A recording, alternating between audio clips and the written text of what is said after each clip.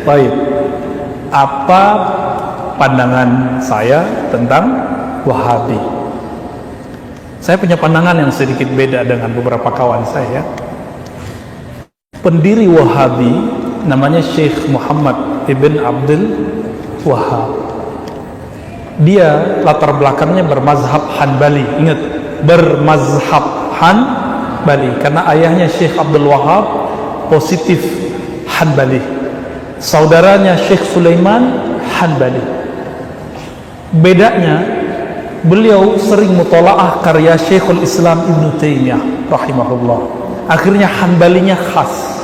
Beda dengan Hanbalinya Ibn Qudamah, Hanbalinya Ibn Rajab. Agak sedikit beda. Saya pernah menyebutkan terjemah biografi dari Syekh Muhammad Wahab di beberapa tempat, tapi orang nggak percaya.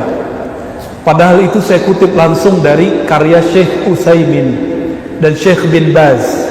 Apa kata mereka berdua? Guru saya, salah satu ada yang berguru ke Syekh bin Baz. Maka sebenarnya kewahabian saya sahih. Tapi bukan Wahabi yang tidak bersanad ya. Ternyata Wahabi bersanad nggak kenceng-kenceng amat kok, biasa-biasa aja.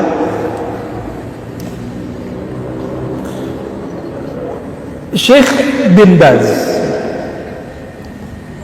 itu menyebutkan salah satu guru yang berpengaruh kepada Syekh Muhammad bin Abdul Wahab rahimahullah adalah Muhammad Hayat As-Sindi An-Naqsyabandi Al-Hanafi Al-Madani.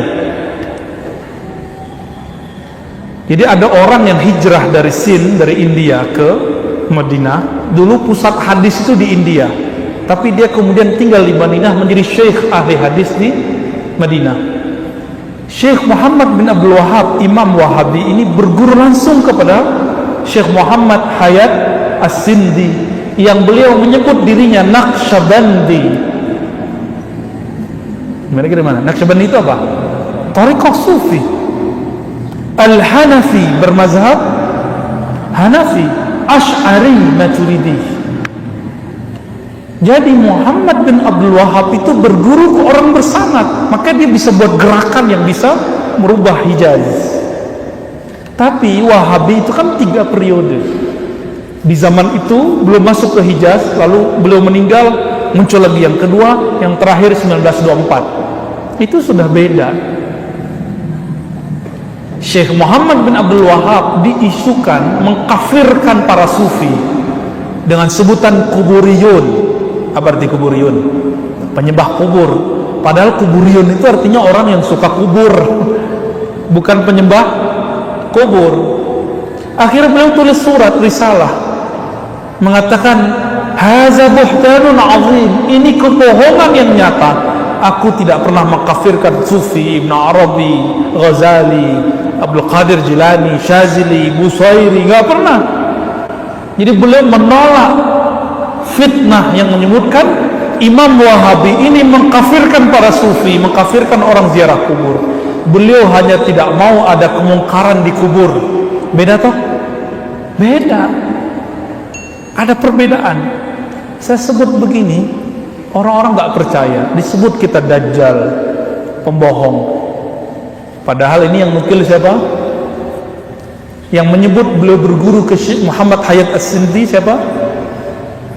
Syekh bin Baz dan Utsaimin. Bahkan Syekh Utsaimin mengatakan ini benar, yang paling berpengaruh Muhammad Hayat As-Sindi. Tapi bedanya Muhammad As-Sindi dengan yang lain, beliau itu meskipun Hanafi, itu tidak fanatis mazhab Hanafi. Beliau Naqsyabandi tapi tidak ada bid'ahnya, nggak nyembah guru. Jadi Naqsyabandinya naqi, jernih, bening. Beliaulah yang pertama kali yang saya tahu mengajarkan Syekh Muhammad Abdul Wahab bahwa merokok itu haram, tapi nggak sampai syirik. Karena saya dengar beberapa ustadz bilang rokok itu musyrik. Ya roh, orang minum khamar aja disebut cuma berdosa, masa ngerokok disebut syirik? Ente lebay ya, gara-gara apa? Ngaji Ahlus Sunnah nggak bersanad, akhirnya mengkafirkan yang orang berdosa, yang mengkafirkan orang berdosa itu namanya khawarij, kelompok ekstremis yang mengkafirkan Sayyidina Ali, Sayyidina Muawiyah, sahabat-sahabat radhiyallahu taala anhum. Hati-hati. Jadi fatwa haram rokok itu fatwa fikih, bukan fatwa akidah. Oke? Fatwa apa? Fikih, bukan fatwa akidah. Baik. Jadi ini kira-kira kabar gembira tentang pendiri Wahabi, ya. Dan beliau itu seperti yang kita bahas tadi siang di soreang, ya, ternyata menggunakan hadis dhaif hatta dalam akidah.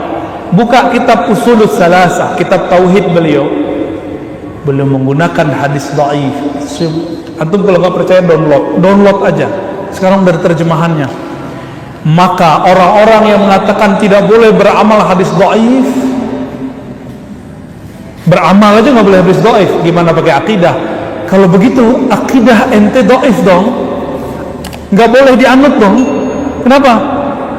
Pakai hadis dhaif. Tuh, hati-hati sebelum menjudge hadis dhaif. Oleh karena itu kami pun masih punya sanad silsilah. Jadi saya punya sanad tauhid yang 3 itu lewat jalur Syekh Yasin Al-Fadani. Karena Syekh Yasin menyebut Muhammad Wahab dengan gelar Syekhul Islam. Kita punya sanadnya.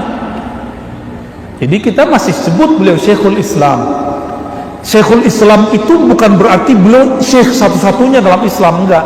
Dalam tradisi Hanbali ada Syekhul Islam Muhammad Wahab, Ibnu Taimiyah, Ibnu Qayyim, ya, Ibnu Qudamah, Al-Harawi, itu disebut Syekhul Islam. Dalam tradisi Syafi'i ada juga Syekhul Islam. Contohnya siapa? Imam Zakaria Al-Ansari, Imam Subki, sezaman dengan Ibnu Taimiyah. Imam Ibnu Hajar Al-Asqalani, pensyarah Sahih Bukhari. Jadi Syekhul Islam itu banyak, bukan hanya 1, 2, 3 orang itu. Begitu Kang, ya. Ini main tembak-tembak aja nih.